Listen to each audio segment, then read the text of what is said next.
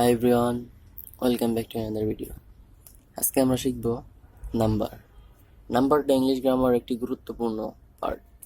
তো নাম্বার শিখলে পরে বা নাম্বার না শিখলে পরে অনেক সমস্যা করবে। যেমন নাম্বার আমাদের লাগবে কোথায়? যদি আমরা ন্যারেশন পড়তে যাই লাগবে, ট্যাগ কোয়েশন পড়তে যাই লাগবে, রাইট ফ্রম ভার্ব পড়তে যাই লাগবে, ট্রান্সফরমেশন অফ সেন্টেন্স পড়তে গেলে লাগবে। অর্থাৎ আমাদের বাকি সব জায়গায় আমাদের এই নাম্বারটা প্রয়োজন হবে। আমরা যে কোনো গ্রামাটিক্যাল সাইট করতে চাই না কেন, নাম্বার লাগবেই। তো যেমন আমার নাম্বার কেমন লাগে, থার্ড পার্সন সিঙ্গুলার নাম্বার হইলে পরে ভার্বের শেষে এস বাই এস যুক্ত হয়। এটা আমাদের একটা নিয়ম রুলস আছে, ওইখান থেকে আসে। তো এখানে একটা গুরুত্বপূর্ণ একটা পার্ট হচ্ছে নাম্বার। এই কারণে আমরা নাম্বারটা শেখার চেষ্টা করবো আজকে। তো নাম্বার দুই প্রকার।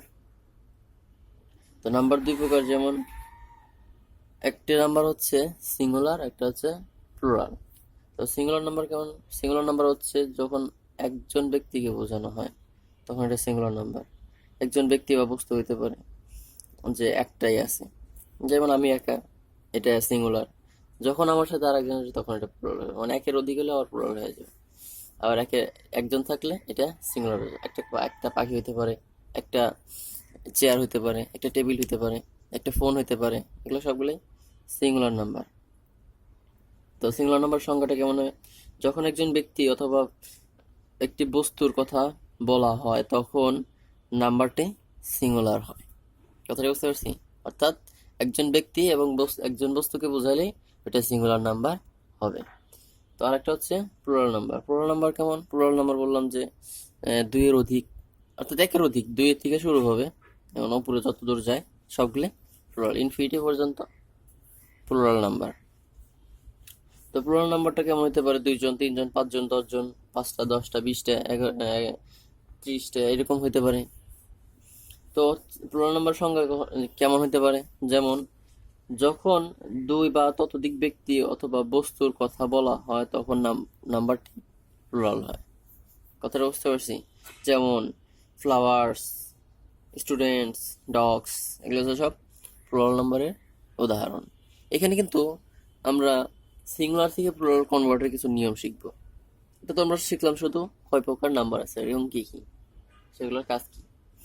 এখন আমরা সিঙ্গুলার থেকে প্লুরালের কিছু নেওয়ার নিয়ম জানবো। আমরা সাধারণত জানি যে সবাই যে এস, কোনো শব্দের শেষে, নাউনের শেষে এস থাকলে সেটা প্লুরাল হয় এবং এস না থাকলে সেটা সিঙ্গুলার। এটা আমাদের প্রাইমারি স্কুলের বা একদম লো লেভেলের কিছু একটা নিয়ম, মানে একটা সাধারণ নিয়ম, এটা আমাদের হয়ে যায়।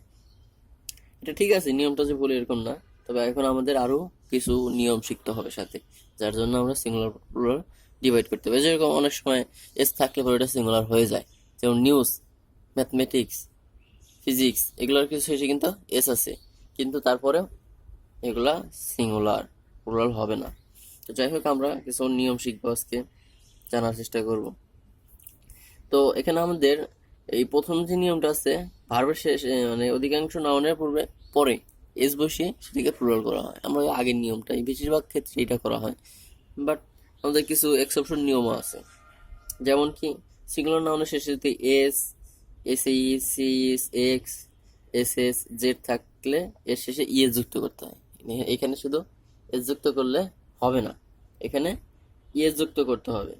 যেমন কি বক্স, বক্সেস, ক্লাস, ক্লাসেস, এরকম গ্যাস, গ্যাসেস, এগুলো সব হচ্ছে ইএস যুক্ত করতে হয়। যেরকম গ্যাস, জি এ এস, কিন্তু গ্যাসের পরে যদি আমরা প্লুরাল করতে চাই তাহলে ইএস যুক্ত হবে, জি এ এস ইএস, তাহলে এটা প্লুরাল হবে। তো বুঝতে পারছি বিষয়টা। আবার যদি আর একটা রুলসের ক্ষেত্রে আমরা যাই, তখন আসবে আমাদের সিঙ্গুলার নাউনের শেষে ওয়াই এর পূর্বে একটি কনসোনেন্ট থাকে। যদি সিঙ্গুলার নাউনের শেষের দিক দিয়ে আমাদের একদম শেষের মানে যে অ্যালফাবেটটা আছে সেটা যদি ওয়াই হয় এবং ওয়াই এর আগে যদি কনসোনেন্ট থাকে তবে ওয়াই উঠিয়ে আই ইএস দিতে হবে, দিয়ে আমাদের প্রমাণ করতে হবে। যেরকম ওয়াই কেমন, আর ওয়াই যেরকম শেষে আছে ওয়াই, তার আগে আছে আর্মি বানানটা দেখি আমরা। আর্মি বানানে কি শেষে আছে ওয়াই, তার আগে আছে এম, অর্থাৎ এমটা কিন্তু কনসোনেন্ট। আমরা জানি যে ভাওয়েল 5টি এবং কনসোনেন্ট বাকিগুলো কনসোনেন্ট, বুঝতে পারছি? তো এখানে আমরা আর্মি বানানটা এম পাচ্ছি, এটা কনসোনেন্ট, তাই গোষ্ঠীর ভিতরে এটা আছে। এখানে আমরা ওয়াইটা ভাওয়েল আর হচ্ছে এমটা কনসোনেন্ট, তাহলে এখানে আমরা পাইলাম, তাহলে এটা ওয়াইটা আই হয়ে যাবে এবং ইএস যুক্ত হবে, অর্থাৎ আর্মিস, ARMIES। এভাবে আমরা বয়, তারপর বয়েস, কিন্তু এখানে কিন্তু যদি কনসোনেন্ট না থাকে, বিষয়টা আবার বলি, যদি কনসোনেন্ট না থাকে তাহলে আগে, যদি কনসোনেন্ট না থাকে, যদি ভাওয়েল থাকে, তাহলে কিন্তু ওয়াই হবে না, ওয়াই কিন্তু উঠবে না, যেরকম আছে ওই রকমই আছে, শুধু এস যুক্ত হবে।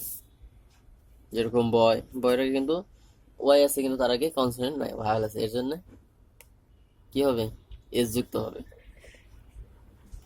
তো এখানে আমরা পাইলাম, তো এরকম অনেকগুলো স্টোরি, সিটি, গ্যালারি, ফেরি, এগুলো সব কিন্তু ওয়াইয়ের আগে কনসোনেন্ট আছে, এর জন্য এস যুক্ত হবে। বুঝতে পারছি বিষয়টা? আমরা নাম্বারটা সম্বন্ধে কিছু একটা ধারণা পেয়েছি। এই নাম্বারগুলো আমাদের প্র্যাকটিস করতে হবে। আমি গুরুত্বপূর্ণ একটা কথা বলি, আমি এখানে যতই তোমাদের রুলস পড়াই, যত যাই করি না কেন, তোমরা যদি বাড়িতে প্র্যাকটিস না করো, তাহলে ইংলিশ কোনোদিনই সম্ভব না। প্র্যাকটিস মেক্স ম্যান পারফেক্ট, অর্থাৎ প্র্যাকটিস একজন মানুষকে পরিবর্তন করতে পারে, একজন পারফেক্ট মানুষের রূপান্তর করতে পারে।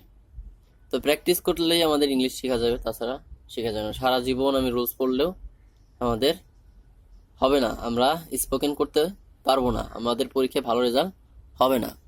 আমাদের এর জন্য কি করতে হবে, প্র্যাকটিস করতে হবে, বেশি বেশি প্র্যাকটিস করতে হবে। রুলস পড়ছি, রুলস দিয়ে আমাদের প্র্যাকটিস করতে হবে। অনেক সময় অনেকে রুলস পড়ে না, রুলস না পড়ে কি করে, সরাসরি প্র্যাকটিস করে। প্র্যাকটিসের সময় যা রুলস পড়ে তাদের বেশি মনে থাকে, কিন্তু আমরা রুলস পড়তে পড়তে মুখস্থ করে ফেলি, কিন্তু প্র্যাকটিস করি না, এই কারণে আমাদের হয় না, পরীক্ষায় ফেল যাই, রেজাল্ট খারাপ হয়, স্পোকেন হয় না। তো আমার একটা উপদেশ থাকবে, তোমরা বেশি বেশি প্র্যাকটিস করো, যাই পড়ো, ন্যারেশন পড়ো, ট্যাগ কোশ্চেন পড়ো, ট্রান্সফরমেশন পড়ো, যাই পড়ো না কেন, বেশি বেশি প্র্যাকটিস করো। বেশি বেশি প্র্যাকটিস করলেই পরিবর্তন সম্ভব, তাছাড়া সম্ভব নয়, তাছাড়া ইংলিশ সম্ভব নয়। যাই হোক, আমরা পরবর্তী ভিডিওতে আবার দেখা হবে। আশা করি সবাই ভালো থাকবে। আল্লাহ হাফিজ।